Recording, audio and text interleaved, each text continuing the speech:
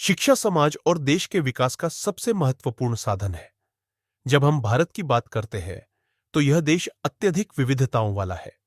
भाषा, संस्कृति, धर्म और आर्थिक स्थिति के मामले में इन विविधताओं के बावजूद शिक्षा एक ऐसा साधन है जो इन सबको जोड़ने और समान अवसरों की दिशा में काम करने का माध्यम बनता है। खासकर आधुनिक भारत में शिक्षा की भूमिका बहुत ही महत्वपूर्ण हो गई है, क्योंकि यह न केवल व्यक्तिगत विकास को बढ़ावा देती है, बल्कि समग्र समाज के विकास में भी अहम योगदान देती है। भारत के स्वतंत्रता संग्राम से लेकर आज तक शिक्षा को राष्ट्र निर्माण का मूल तत्व माना गया है। स्वामी विवेकानंद, महात्मा गांधी, पन नेहरू जैसे महान नेताओं ने हमेशा शिक्षा की शक्ति को समझा और इसे देश के विकास का महत्वपूर्ण अंग माना। महात्मा गांधी ने शिक्षा को केवल किताबों तक सीमित न रखते हुए चरित्र निर्माण और नैतिक शिक्षा की बात की। उनका मानना था कि एक मजबूत और समृद्ध समाज वही हो सकता है जो शिक्षा के द्वारा अपनी जड़ों को मजबूत बनाए। आधुनिक भारत में सरकार ने शिक्षा को एक अधिकार के रूप में मान्यता दी है।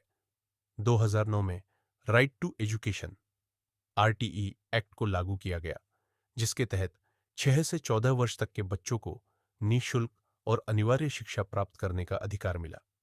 ये एक बड़ा कदम था जो ये सुनिश्चित करता है कि कोई बच्चा शिक्षा से वंचित न रहे, चाहे उसकी सामाजिक स्थिति या आर्थिक स्थिति कुछ भी हो।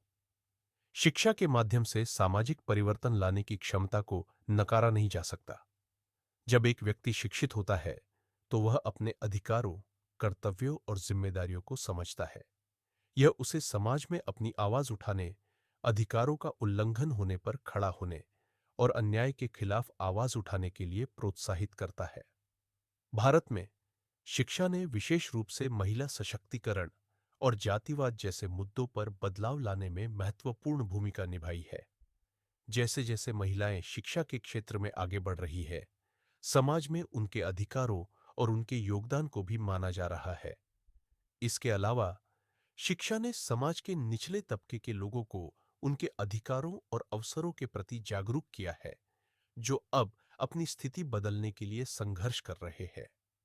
आधुनिक भारत में शिक्षा का उद्देश्य केवल व्यक्ति को ज्ञान देना नहीं है, बल्कि उसे रोजगार के अवसरों से भी जोड़ना है।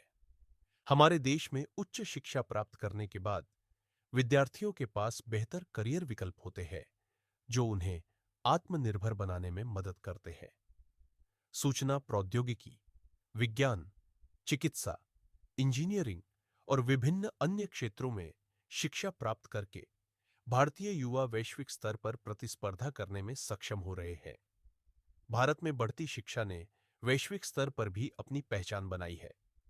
भारतीय विश्वविद्यालयों और शिक्षण संस्थाओं ने अंतर्राष्ट्रीय मानकों पर खरा उतरने की दिशा में कई सुधार किए हैं। इसके साथ ही भारतीय छात्र अब दुनिया भर के विश्वविद्यालयों में अध्ययन करने और विभिन्न देशों में काम करने के लिए तैयार है। यह न केवल व्यक्तिगत सफलता की ओर इशारा करता है, बल्कि देश की वैश्विक छवि को भी सुधारता है। हालांकि शिक्षा में काफी सुधार हुआ है, फिर भी कुछ गंभीर चुनौतियां मौजूद है।